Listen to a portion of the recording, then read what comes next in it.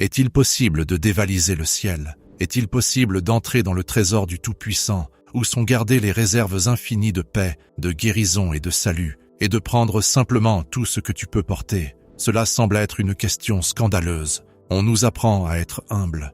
On nous apprend à demander poliment.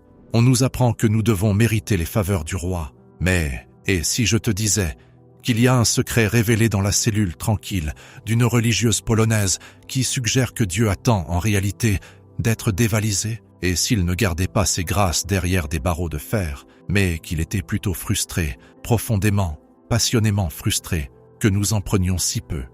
Il y a un mécanisme de la vie spirituelle qui échappe totalement à la plupart d'entre nous. Nous passons notre vie à penser que le flux de l'aide de Dieu dépend de nos performances. Nous pensons, si je suis assez bon aujourd'hui, eh bien, Dieu protégera mes enfants. Ou, si je dis cette prière sans me laisser distraire, Dieu réparera mon mariage. Nous traitons Dieu comme un distributeur automatique qui exige la monnaie parfaite de la perfection humaine. Et parce que nous savons que nous ne sommes pas parfaits, nous vivons dans un état constant de peur latente. Nous avons peur de ne pas en avoir fait assez. Nous redoutons le silence du ciel. Mais dans les années 1930, Jésus-Christ a déchiré le voile de ce malentendu à travers Sainte Maria Faustina Kowalska. Il lui a donné une vision de sa miséricorde qui change la physique de l'univers spirituel. Il a révélé qu'il n'y a qu'une seule règle, une seule exigence, un seul outil dont tu as besoin pour accéder à l'intégralité de sa puissance. Ce n'est pas ta vertu, ce n'est pas ton intelligence, ce n'est même pas ta pénitence. Le secret est plus simple et pourtant infiniment plus difficile que toutes ces choses. C'est le secret du récipient unique. Aujourd'hui, nous allons examiner les instructions spécifiques que Jésus a données concernant ce récipient. Nous allons découvrir pourquoi tes péchés passés ne te disqualifient pas et pourquoi la seule chose qui limite l'action de Dieu dans ta vie est la taille du récipient que tu lui apportes. Avant d'ouvrir le journal intime à ces passages qui changent la vie, je veux t'inviter à accomplir un acte de rébellion spirituelle contre la peur qui te tourmente. Nous allons créer un sanctuaire de confiance juste ici, en ce moment même, quelque part dans le silence de ton cœur, ou si tu en es capable dans les commentaires ci-dessous. Je veux que tu écrives ou que tu prononces les mots qui déverrouillent le trésor. Je veux que tu déclares « Jésus, j'ai confiance en toi ». Et s'il y a une personne, un fils, une fille, un conjoint qui semble perdu pour le monde, ajoute son nom, place-le dans le récipient. Ne demande pas comment ils seront sauvés, et simplement confiance qu'ils seront sauvés. Que ce soit notre point de départ. Maintenant, descendons dans la réalité de notre condition humaine. Nous sommes experts pour compliquer la religion, c'est dans notre nature. Depuis le jardin d'Éden, nous essayons de nous couvrir, d'essayer de nous cacher, de tenter de construire des systèmes élaborés pour apaiser le divin. Nous regardons les saints, leurs jeûnes, leurs miracles, leurs longues veilles, et nous nous sentons épuisés avant même de commencer. Nous regardons nos propres vies remplies de distractions, d'impatience et de péchés récurrents, et nous concluons que nous sommes à la fin de la file d'attente pour la grâce de Dieu. Nous imaginons que Dieu dispense sa miséricorde comme un pharmacien strict. Nous pensons qu'il pèse nos mérites sur une balance, et si la balance penche du bon côté, il nous remet quelques gouttes de grâce. Une petite goutte de paix pour une bonne action, une petite goutte d'aide pour une prière fervente. Mais si la balance penche de l'autre côté, si nous avons été égoïstes, paresseux ou en colère, nous supposons que la pharmacie est fermée. Nous supposons que nous sommes livrés à nous-mêmes jusqu'à ce que nous puissions nous rattraper.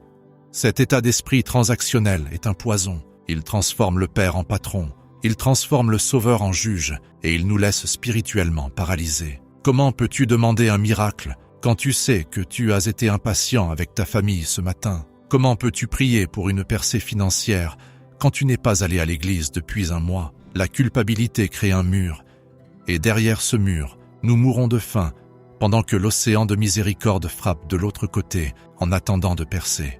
C'est exactement là que Sainte Faustine s'est retrouvée et où Jésus est intervenu pour corriger l'humanité entière. Dans le journal, plus précisément à l'entrée 1578, Jésus parle de cette complication. Il nous voit courir partout, en essayant de trouver la bonne clé pour son cœur, essayant de construire des échelles de mérite pour grimper jusqu'à lui, et il nous arrête. Il regarde Faustine, et à travers elle, il te regarde directement. Et il dit des mots qui devraient simplifier ta vie pour toujours. Écoute attentivement la voix du Maître. Les grâces de ma miséricorde ne se puisent qu'à l'aide d'un seul récipient, et c'est la confiance. Plus une âme a confiance, plus elle reçoit. Laisse ces mots pénétrer jusqu'à la moelle de tes os. Un seul récipient. Il ne dit pas « Les grâces de ma miséricorde sont puisées par le jeûne ». Il ne dit pas « Elles sont puisées au moyen d'un diplôme en théologie ». Il ne dit même pas « Elles sont puisées au moyen d'une vie sans péché ». Il dit qu'il n'y a qu'un seul seau, une seule coupe, un seul contenant qui peut transporter l'eau de la vie de son cœur à ton âme. Ce contenant, c'est la confiance. C'est une simplification radicale de la vie spirituelle. Cela signifie qu'un grand pécheur avec une énorme dose de confiance peut repartir avec plus de grâce qu'une personne juste avec une infime dose de confiance. Cela signifie que le voleur sur la croix, qui n'avait rien à offrir d'autre qu'un dernier souffle de confiance, a dévalisé le ciel pour obtenir le paradis en un seul instant. Mais Jésus va plus loin. Il explique la physique de cet échange. Il dit « Plus une âme a confiance, plus elle reçoit ». C'est la formule mathématique de la miséricorde. Imagine que tu te tiens au bord d'un océan infini. L'océan est la grâce de Dieu, son pouvoir de guérir, de restaurer, de pourvoir, de sauver. Tu as soif.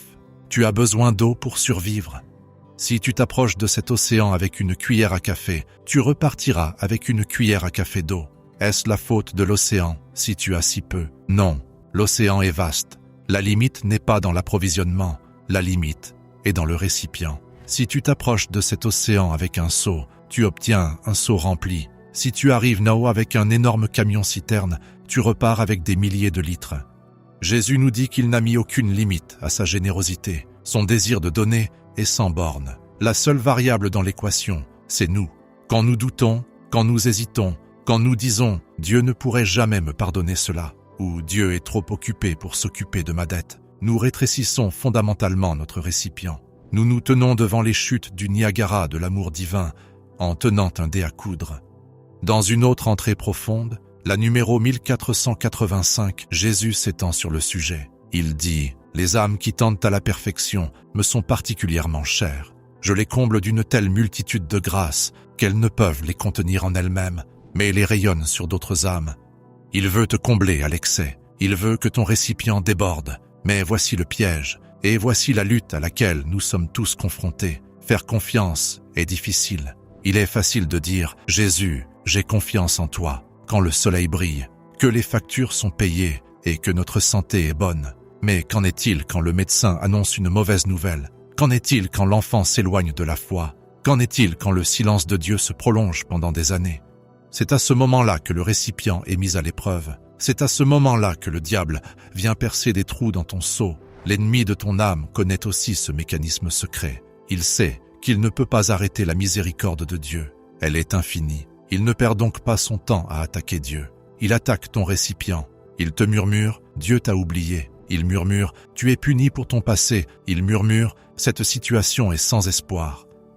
Chaque fois que tu es d'accord avec ces murmures, ton récipient se rétrécit. Tu commences à assurer tes arrières. Tu commences à chercher des solutions mondaines. Tu arrêtes de demander l'impossible parce que tu as peur d'être déçu. Tu échanges ton camion-citerne contre une cuillère à café. Mais Jésus se bat pour ta confiance. Il se bat pour elle, parce qu'il sait que sans elle, il ne peut pas t'aider. Il est un gentleman.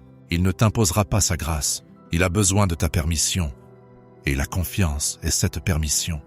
Il y a un moment dans le journal où Faustine est submergée par la réalité de sa propre misère. Elle voit ses péchés, sa faiblesse, son néant absolu comparé à la sainteté de Dieu. Elle a l'impression qu'elle devrait se cacher. C'est un sentiment que nous connaissons tous, la honte qui nous donne envie de ramper dans un trou et de disparaître. Et dans ce moment de honte, Jésus vient à elle avec une révélation qui bouleverse notre logique. Il ne lui dit pas d'aller se purifier, il ne lui dit pas de revenir quand elle ira mieux. Il lui dit « Ma fille, n'aie pas peur de ton sauveur, ô âme pécheresse. Je fais le premier pas pour venir vers toi, car je sais que par toi-même, tu es incapable de t'élever jusqu'à moi. » Il poursuit avec une promesse qui devrait faire trembler ton cœur de soulagement. « Je ne peux punir même le plus grand pécheur s'il fait appel à ma compassion, mais au contraire, je le justifie dans mon insondable et impénétrable miséricorde. » Vois-tu ce qu'il fait? Il te dit que ta misère n'est pas un repoussoir, c'est un aimant. Plus ta situation est sombre, plus tu es qualifié pour la lumière. Plus ton récipient est brisé, plus il veut le réparer et le remplir. Il ne cherche pas un récipient en or, il cherche un récipient qui est ouvert. Examinons plus en profondeur la nature de cette confiance. À quoi ressemble-t-elle concrètement dans la pratique? Cela signifie-t-il que nous devons simplement nous asseoir et ne rien faire? La confiance est une position spirituelle active et agressive. Imagine un enfant qui a brisé un vase précieux. L'enfant peut faire deux choses. Il peut cacher les morceaux et mentir, vivant dans la peur d'être découvert, ou il peut apporter les morceaux à son père, en pleurant, en montrant les dégâts, et en ayant confiance que le Père l'aime plus que le vase. Jésus nous demande d'être le deuxième enfant. Il veut que nous apportions les ruines de nos vies, nos vases brisés, et que nous les placions entre ses mains. Quand nous faisons cela, quand nous disons « Seigneur, j'ai tout gâché et je ne peux pas réparer cela, alors je te le donne », nous présentons un énorme récipient. Nous disons essentiellement « Je crois que ta miséricorde est assez grande pour engloutir ce péché ». Il y a un type de douleur spécifique qui bloque notre confiance et nous devons l'aborder. C'est la douleur des prières sans réponse. Tu m'écoutes peut-être en pensant « Je lui ai déjà fait confiance, j'ai apporté un grand seau, j'ai prié pour que ma mère vive et elle est morte, j'ai prié pour mon mariage et il s'est terminé. Comment puis-je à nouveau faire confiance ?» C'est la blessure qui s'infecte dans le cœur de tant de croyants. C'est la crise du récipient. Quand nous nous sentons trahis par Dieu, nous détruisons notre propre sceau. Nous décidons qu'il est plus sûr de ne pas espérer. Mais les visions de Sainte Faustine offrent un baume apaisant même pour cette blessure profonde. Jésus lui explique que notre compréhension du bien est microscopique comparée à la sienne. Il voit la trajectoire éternelle d'une âme. Parfois, ce que nous demandons, une vie sans souffrance, un résultat spécifique, ne serait en fait qu'une cuillère à café de grâce, tandis que la souffrance que nous endurons, si elle est acceptée avec confiance, remplit un camion-citerne de grâce qui dureront pour l'éternité. Il a dit à Faustine, « Si tu savais quel grand mérite et quelle récompense on obtient par un seul acte d'amour pur pour moi, tu en mourrais de joie. » Il joue sur le long terme, il assure ton éternité et il te demande de lui faire confiance, même dans l'obscurité. En fait, la confiance dans l'obscurité est la forme de confiance la plus puissante qui soit. C'est le récipient en or pur. Quand tu dis « Jésus, j'ai confiance en toi », pendant que les larmes coulent sur ton visage, tu dévalises le ciel. Tu prends la grâce par la force. Tu agis comme la femme dans l'Évangile qui s'est frayé un chemin à travers la foule juste pour toucher le pan de son vêtement. Elle n'a pas demandé la permission. Elle n'a pas attendu d'invitation. Elle savait que si elle pouvait juste le toucher, la puissance coulerait. Elle avait un récipient de confiance et elle l'a rempli. Jésus s'est tourné vers elle et a dit « Ma fille, ta foi t'a sauvée ». Il veut que tu aies cette même audace. Il appelle cela la sainte hardiesse. Dans le journal, Jésus se plaint que les âmes sont trop timides. Il dit « Mon cœur est affligé que même les âmes choisies ne comprennent pas la grandeur de ma miséricorde. Oh, combien cela blesse mon cœur. Pense-y, cela le blesse quand nous ne faisons pas confiance. Cela lui fait mal quand nous pensons qu'il est avare. Imagine un père qui a des millions de dollars et qui veut payer le traitement médical de son fils. Mais le fils refuse de demander parce qu'il pense que son père s'en moque. Le père a le cœur brisé, non pas à cause de l'argent, mais parce que l'on doute de son amour. Alors, comment construire un plus grand seau? Comment élargir notre capacité à recevoir? Cela commence par une décision de la volonté. La confiance n'est pas un sentiment. Si tu attends de ressentir de la confiance, tu attendras éternellement. La confiance est un choix que tu fais face à la peur. C'est regarder le compte bancaire qui est vide et dire « Jésus, tu es celui qui pourvoit ». C'est regarder le diagnostic et dire « Jésus, tu es le divin médecin ». C'est regarder tes propres péchés récurrents et dire « Jésus, tu es ma sanctification ». Tu construis le seau en l'utilisant. Chaque fois que l'inquiétude frappe à ta porte, tu dois lui claquer la porte au nez avec le nom de Jésus. L'inquiétude est le contraire du récipient. L'inquiétude est une passoire. Elle laisse fuir la grâce. Quand tu commences moment à t'inquiéter, tu dois te reprendre. Tu dois dire « Non, je refuse de m'inquiéter. J'abandonne cela à l'océan de miséricorde ». C'est une discipline, c'est une bataille. L'esprit veut ruminer les problèmes. Il veut t'analyser, prédire et contrôler. Tu dois entraîner ton esprit à lâcher prise. Tu dois entraîner ton âme à se reposer dans la barque pendant que la tempête fait rage, tout comme Jésus l'a fait. Il y a une belle promesse attachée à ce récipient de confiance. Jésus a dit à Faustine, l'âme qui a confiance en ma miséricorde est la plus heureuse, car je m'en occupe moi-même. Relis cela, je m'en occupe moi-même. Quand tu fais confiance, tu n'es plus le responsable du résultat. Tu as transféré la responsabilité à Dieu. Si tu portes le poids du monde sur tes épaules, c'est parce que tu ne l'as pas entièrement remis. Tu essaies toujours de tenir le seau et de diriger le navire en même temps. Pose le seau dans l'eau, laisse-le diriger. Laisse-moi te parler de 15 heures, car c'est le moment de la journée où Jésus nous a spécifiquement demandé de plonger nos récipients dans l'océan. Il l'a appelé l'heure de la grande miséricorde. Il a dit, à cette heure, je ne refuserai rien à l'âme qui me fait une demande en vertu de ma passion. Il nous donne un rendez-vous quotidien pour dévaliser le trésor. Il dit, venez à 15 heures, la chambre forte est ouverte, les gardes sont partis, les ressources du ciel sont sans surveillance, demandez ce que vous voulez. En tirons-nous parti ou laissons-nous passer l'heure, distraits par nos téléphones, notre travail, nos angoisses? Il demande un instant, même une brève pensée, pour nous immerger dans sa passion. À ce moment-là, si tu apportes ton récipient, ta confiance, et que tu l'unis à sa souffrance sur la croix, tu peux tout obtenir pour toi-même et pour les autres. Il mentionne spécifiquement que cette heure est pour les pécheurs. Ce n'est pas l'heure des saints, c'est l'heure de la grande miséricorde. C'est pour les désespérés, c'est pour ceux qui sont à court d'options. Il y a une vision que Faustine rapporte, où elle voit les rayons de la miséricorde, la lumière rouge et pâle jaillissant de l'ostensoir et se répandant sur le monde entier. Elle a remarqué que certaines âmes se détournaient de la lumière, d'autres n'en prenaient qu'un peu, mais certaines âmes, celles qui faisaient confiance, s'imprégnaient de la lumière puis devenaient lumière elle-même, illuminant tout autour d'elle. C'est ton destin. Tu n'es pas censé être une bougie vacillante d'anxiété. Tu es censé être un phare de confiance. Je veux aborder une peur spécifique qui garde nos récipients petits, la peur pour nos proches. Beaucoup d'entre vous écrivent des noms dans les commentaires, des noms de personnes qui sont loin de Dieu. Tu crains que ta confiance ne soit pas suffisante pour les sauver. Tu penses, je peux avoir confiance pour moi-même, mais ils ont le libre arbitre. Ils choisissent pour les ténèbres. Écoute ce que Jésus a dit à Faustine sur le pouvoir de la confiance d'intercession. Il lui a montré qu'une seule âme se tenant sur la brèche, faisant confiance au nom d'une autre, peut changer le cours de l'histoire. Il lui a dit qu'il accorderait des grâces à d'autres en raison de sa confiance. Tu peux être le récipient pour ta famille. Tu peux être le seau qui porte l'eau jusqu'aux lèvres assoiffées de tes enfants qui refusent de boire. Ta confiance agit comme un conduit. Tu peux dire à Jésus, « Seigneur, ils n'ont pas confiance en toi, alors je vais avoir confiance en toi pour eux. Je croirai en ta miséricorde pour eux, jusqu'à ce qu'ils soient capables d'y croire eux-mêmes. » C'est le secret du casse. Tu peux voler de la grâce pour les autres. Tu peux réclamer des promesses pour eux. Tu peux assiéger le ciel avec ta confiance. Jésus adore ça. Il adore être conquis par notre foi. Alors que nous approchons de la fin de cette réflexion, je veux que tu visualises ton propre cœur. À quoi ressemble ton récipient en ce moment? Est-il fissuré par la déception? Est-il rétréci par la peur? Est-il obstrué par les débris des attachements mondains? Peu importe, car la beauté de cette règle du récipient unique, c'est que tu peux échanger ton récipient instantanément. Tu n'as pas besoin de réparer l'ancien, tu as juste à prendre une nouvelle décision.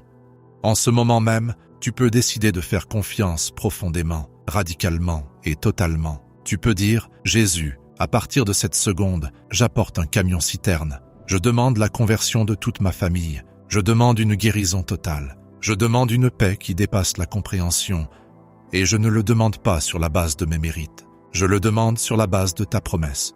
Quand tu fais cela, eh bien, la mécanique du ciel change. Les engrenages tournent, les vannes s'ouvrent, les démons tremblent, non pas parce que tu es fort, mais parce que tu t'es aligné avec le Tout-Puissant. Ne te laisse pas tromper par la simplicité de ce message. C'est la chose la plus difficile que tu feras jamais. Faire confiance quand tes yeux ne voient que des ruines est la plus haute forme d'adoration. C'est le martyre du cœur, mais c'est aussi la clé de la chambre forte.